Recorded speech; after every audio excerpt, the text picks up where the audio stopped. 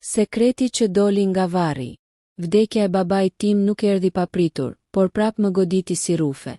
Ishte një nga ato humbje që nuk bëjnë zhurmë, por lën një boshllëk aq të thellë sa çdo frymëmarrje të duket e panevojshme. Ai u shua qetë në shtratin e tij, në shtëpinë ku kishte kaluar gjithë jetën duke punuar, duke heshtur dhe duke dashur pa fjalë. Në fshatin ton, babai njihej si njeri i drejtë. Pak fjalë, shumë punë. Kur vdiq, njerëzit vinin një nga një, më shtrëngonin dorën dhe thoshin të njëjtën fjali. Ke humbur një baba të madh. Unë tundja kokën, por brenda vetes ndjeja diçka që nuk e kuptoja. Një ndjesje çuditshme, sikur diçka nuk ishte thënë kurrë. Sikur jeta ime kishte një kapitull të mbyllur me dry. Pas varrimit, shtëpia u zbraz. Nëna ime rinte heshtur, e ulur pranë dritares, duke shikuar oborrin ku babai kishte mbjell pemët me duart e veta. Unë fillova të rregulloja gjërat e tij. Rrobat, veglat, librat e vjetër, dokumentet. Ishte mënyra ime për ta mbajtur gjallë, për ta ndjerë ende pranë. Deri atë ditën kur gjithçka ndryshoi. Në fund të dollapit, pas një kutije druri të vjetër, gjeta një zarf të verdhë, të trashë, të lidhur me një fije spango. Nuk kishte emër, vetëm data. Një datë shumë e vjetër. Më e vjetër se dita ime e lindjes. Zemra më rahu fort. Nuk e di pse. E hapa me duar që më dridheshin. Brenda kishte disa letra, një dokument zyrtar dhe një shënim me shkrimin e babait. E njoha me një herë atë shkrim të trash, paksa të shtrembër. Fillova të lexoj. Bir, nëse po e lexon këtë, do të thotë që unë nuk jam më. Ka ardhur koha ta dish të vërtetën që nuk pata kur forcë ta them sy më sy. U ula në dysheme. Nuk e mbaja dot trupin në këmbë. Ti nuk je djali im biologjik. Të gjeta një natë të ftohtë dimri, të mbështjell me një batanie të vjetër, pranë rrugës kryesore. Qaje pa zë. Askush nuk ishte përreth. Askush nuk erdhi. Më ra letra nga dora. E lexova sërish. Dhe sërish. Fjalët nuk ndryshonin. Unë isha i birsuar. Babai im burri që më kishte rritur, që më kishte mësuar të ecja, të punoja, të heshtja dhe të duroja, nuk ishte babai im i gjakut. Ndjeva sikur dyshemeja po hapej poshtë meje. Në shënim ai vazhdonte. Të mora në krah pa menduar dy herë. Nuk pata asnjë dyshim. Të çova në shtëpi. Nëna jote qau kur të pa, por jo nga frika, nga mëshira dhe dashuria. Vendosëm të rrisnim si fëmijën ton. Dhe kur nuk u penduam. Lotët më binin mbi letra. Gjithë jeta ime, çdo kujtim, çdo fotografi, çdo ditëlindje po më shfaqen ndryshe tani. Fillova të kujtoja gjëra që dikur nuk më kishin bërë përshtypje. Pse nuk i ngjaja babait? Pse njerëzit në fshat shpesh thoshin: ky djali nuk i ka tiparet e tyre? Pse dokumentet e mia ishin bërë pak më vonë se lindja ime e supozuar? Gjithçka po merrte kuptim. Dhe njëkohësisht asgjë nuk kishte më kuptim. Nëna ime hyri në dhomë. Më pa të ulur në dysheme, me letrat në dorë, me fytyrë të zbehur. Nuk tha asnjë fjalë. Vetëm ul pranë meje dhe uli kokën. A e dije, e pyeta me zë të dridhur. Ajo mbylli sy. E dinim që një ditë do ta mësoje, tha me zë të ulët. Por shpresonim të mos vinte kaq dhimbshëm. E pyeta për gjithçka. Dhe ajo filloi të fliste. Isha gjetur në rrugë, pranë një stacioni të vjetër autobusi. Askush nuk kishte kërkuar për mua. Policia kishte ardhur. Por pas disa ditësh, pas një gjurmë, babai kishte firmosur dokumentet e birësimit. Nuk deshëm kur të ndiheshe i huaj, tha ajo. Për ne, ti ishe djali ynë. Je djali ynë. Por unë ndihesha i humbur. Jo sepse nuk më kishin dashur. Përkundrazi. Por sepse papritur kisha një jetë tjetër që nuk e njihja. Një fillim që nuk e mbaja mend. Një nën që nuk e dija nëse ishte gjallë. Një baba që ndoshta nuk ishte ditur kur për mua. Atë natë nuk fjeta. Dola jashtë. U ula pranë varrit të babait tim. Toka ishte ende e freskët. Pse nuk ma the, pëshpërita. Do të kisha kuptuar. Por në heshtjen e natës, mora një përgjigje tjetër. Jo me fjalë, por me ndjenjë. Ai nuk kishte heshtur nga frika. Kishte heshtur nga dashuria. Dhe atëherë mora një vendim. Do ta gjeja të vërtetën. Do të zbuloja kush isha. Jo për ta mohuar baban që më rriti, por për të kuptuar rrugën time që filloi në një natë të ftohtë, në mes të askundit. Gjurmët që nuk donin të gjendeshin. Ditët pas zbulimit të së vërtetës kaluan si në mjegull. Çdo mëngjes gjohesha me të njëjtën pyetje që më rrite në kokë si çekan. Kush jam unë në të vërtet? Jo emri që mbaja, jo mbiemri që më kishte dhënë babai, por ai fillimi i errët, ajo natë e ftohtë kur dikush më kishte lënë në rrugë dhe ishte zhdukur përgjithmonë.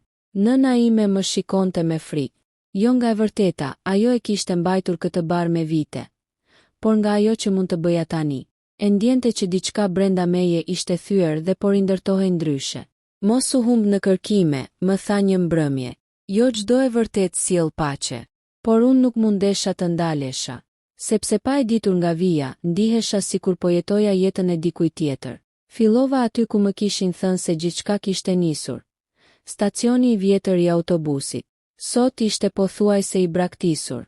Disa mure të plasaritura, një pankinë ndryshkur dhe bari i egër që kishte pushtuar gjithçka. Qëndrova aty gjatë, duke parë rrugën. Mundohesha të imagjinoja një grua ose një burr që mbante një foshnjë në krah mua. Çfarë ndjeu ai njeri? Frikë, dëshpërim, apo thjesht dëshirën për të shpëtuar? Shkova në bashki. Dokumentet e mia ishin të pakta.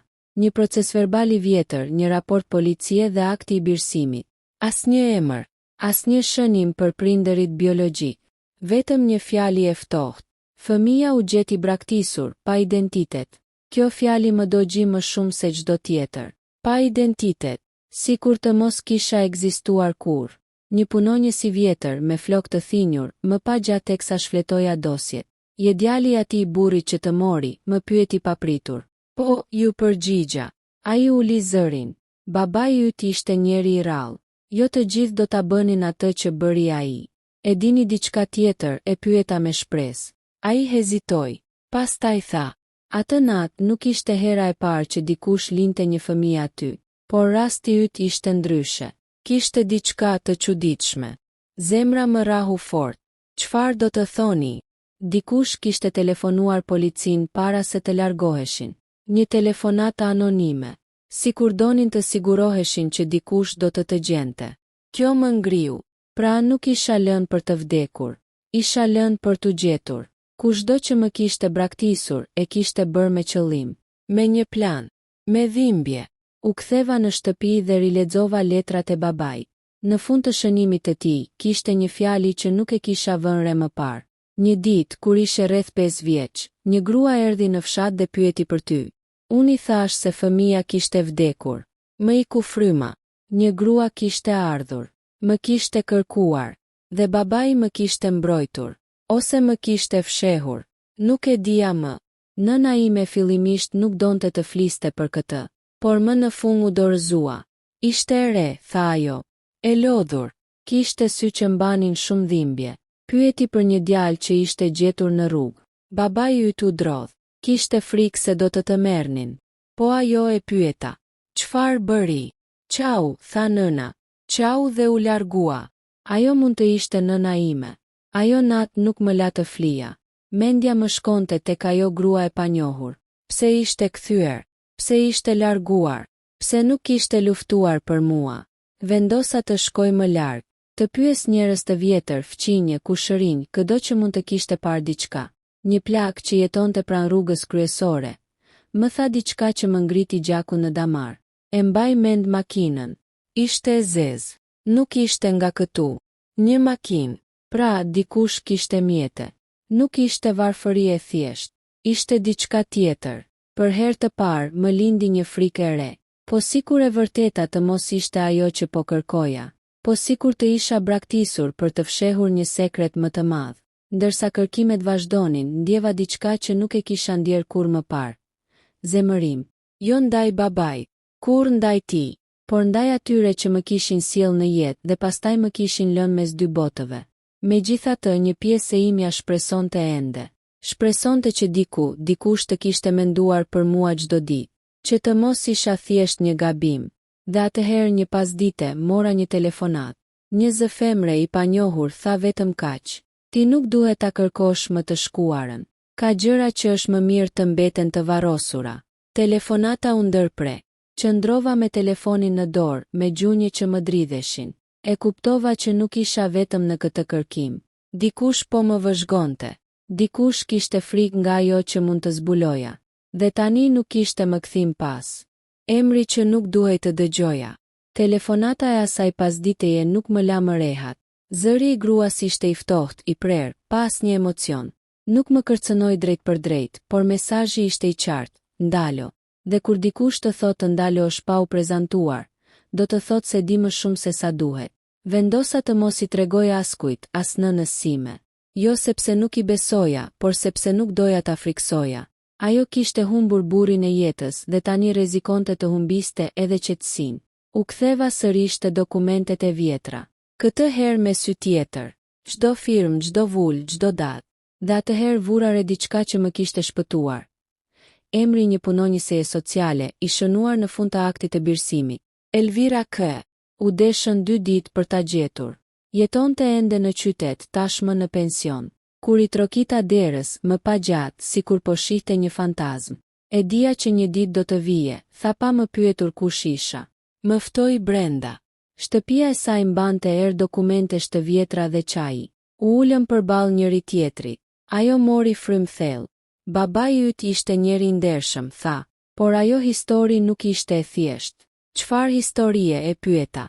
Ajo hapi një sirtar dhe nxori një dosje të vjetër. Emri Im ishte shkruar me laps, jo me stilolaps. Sikur të kishte frikë ta bënte të përhershëm. Atë natë filloi ajo, fëmia nuk u la rastësisht. Ishte një vendim I dëshpëruar. Më tregoi se gruaja që më kishte lënë kishte ardhur vetë në zyrë disa ditë më vonë. Ishte e re, por dukej shumë më e madhe nga lodhja. Kishte para, por jo liri. Tha se po ikte nga dikush, vazhdoi Elvira. Nga një burr I fuqishëm. Një njeri që nuk duhej ta dinte kurrë se fëmia ishte gjallë. Babai Im biologjik, pyeta me zë të tharë. Ajo uli kokën. Po. Pastaj tha emrin. Një emër që e kisha dëgjuar gjithë jetën. Një emër që lidhej me pushtet, pasuri dhe frikë. Një njeri që edhe sot njerëzit e përmendnin me zë të ulët. Më ra gjaku nga fytyra. Nuk doja ta besoja. Ai ishte I martuar, tha ajo. Gruaja e tij ishte shtatzën në të njëjtën kohë. Nëse do të zbulohej ekzistenca jote, jeta e asaj vajze do të ishte në rrezik. Edhe e jotja. Po nëna ime, e pyeta. Ku është ajo? Elvira mbylli dosjen. U largua nga vendi. Ndryshoi emër. Na la vetëm një fjali. Nëse djali Im jeton, dua të jetoj I lirë. Fjalët më shpuan si thik. Pra, nuk isha braktisur nga mungesa e dashurisë. Isha fshehur për shkak të saj. Duke dal nga shtëpia e Elvirës, ndjeva se dikush më ndiqte. Një makinë e zezë u ndal pak metra më larg. Xhamat ishin të errët. Motori punonte, por askush nuk zbriti. U ktheva në shtëpi me frikë për herë të parë për jetën time. E kuptova se kërkimi Im kishte trazuar ujëra të thella.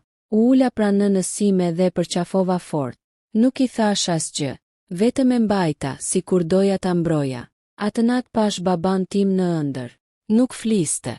Vetëm më shikonte me atë vështrimin e tij të qetë, sikur të thoshte, bëhu I fort. Të nesërmen gjeta një zarf poshtë derës. Pa pull, pa adres. Brenda kishte një foto të vjetër. Një grua e re, me mua foshnjë në krah. Pasaj një burr I paqartë, fytyra e mbuluar nga hija. Dhe një shënim I shkruar me dorë. Nëse vazhdon, do të humbasësh më shumë se sa ke humbur tashmë. Duart më dridheshin, por për herë të parë ndjeva edhe diçka tjetër, vendosmëri. Sepse e vërteta, sado e rrezikshme, tashmë më përkiste. Dhe unë nuk do të ndalesha. Gjaku, emri dhe zgjedhja. Zarfi I lënë poshtë derës më qëndroi në dorë për minuta të tëra. Nuk e hapa me njëherë, jo nga frika, por nga një ndjesje thellë se çdo fjalë shkruar aty do të më ndryshonte jetën përgjithmonë. E hapa më në fund me lëvizje të ngadalta, sikur po çliroja një plak të vjetër. Fotoja ishte e zbetë, e marr ndoshta me një aparat të vjetër.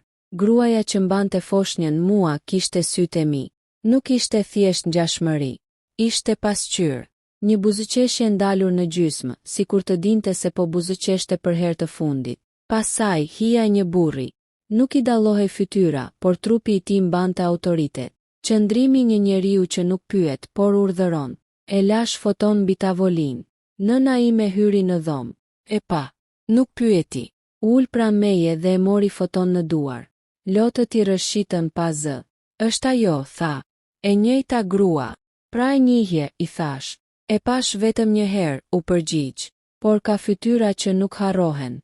Atë mbrëmje mora një vendim që do ta kisha shtyr pafund po të mundesha. Do të përballesha, jo për hakmarrje, jo për para, por për të mbyllur një rreth që kishte mbetur hapur që nga ajo natë e ftohtë. Kontaktin e mora nga Elvira. Nuk ishte adresë zyrtare. Ishte një vend i izoluar, një vilë jashtë qytetit, me roje dhe porta të larta. Një botë që nuk i përkiste jetës sime. Dhe megjithatë, gjaku më thëriste atje. Shkova vetëm. Roja më ndaloi në hyrje. Ja thash emrin tim. Qeshi me përbuzje. Por sapo i thash emrin e nënës sime biologjike, fytyra ju ngrir. Bëri një telefonat. Porta u hap pa zhurmë. Burri që më priste ishte ulur pranë dritares. I thinjur, por ende i fortë. Syti kishte të ftohtë, të mësuar të shohin njerëz si mjete. Kur më pa, nuk u ngrit. Vetëm më vështroi gjatë. E dija që do të vije, tha. E dija që ishe gjallë, ju përgjigja. Dhe e dija që ishe ti. Ai buzëqeshi lehtë. Një buzëqeshje pa gëzim. Nuk doja kur që të ekzistoje, tha. Por ekzistove. Fjalët e tij nuk më lënduan siç prisja, sepse e kisha kaluar tashmë fazën e dhimbjes. Tani kërkoja vetëm të vërtetën. Pse më lë në rrugë, e pyeta. Ai u kthye nga dritarja. Sepse të doja, tha pas një heshtjeje të gjatë. Në mënyrën time të sëmur, por po të rija, do të shkatëroja. Po të mbaja, do të përdornin kundër meje. Ti do të ishe bërë peng. Po nëna ime, ajo i ku para se ta ndaloja, tha. Dhe ndoshta ajo fitoi. Unë ngrita në këmbë. Nuk kam ardhur për emrin tënd, i thash. As për pasurinë tënde. Kam ardhur për një gjë të vetme. Të dish që jam gjallë, dhe që nuk e më pushtet mbi mua. Ai më pa gjatë. Për herë të parë, sytë e tij u drodhën. Babai që të rriti, tha ngadalë, ishte njeri më i madh se unë. U largova pa u kthyer mbrapa. 2 ditë më vonë, mora një letër. Këtë herë me adresë. Me një shkrim të njohur nga fotoja. Duart më dridheshin teksa e hapa.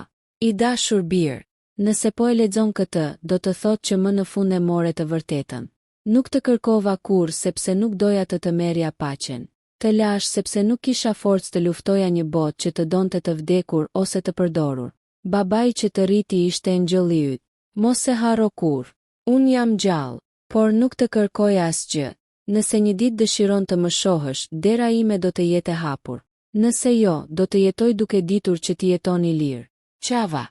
Jo si fëmijë i braktisur, por si burr që më në fund e kuptoi historinë e tij. Vendosa të mos shkoj. Jo sepse nuk e doja, por sepse jeta ime ishte këtu. Me nënën që më rriti. Me kujtimin e babait që më shpëtoi. Shkova te varri i tij. Vendosa foton mbi tokë. Ja ku jam, i thash. Ashtu si që më deshe, dhe për herë të parë ndjeva paqe, sepse mësova diçka që vlen më shumë se gjaku. Bab quhet ai që të zgjedh, dhe unë pavarësisht gjithçkaje kisha qenë i zgjedhur.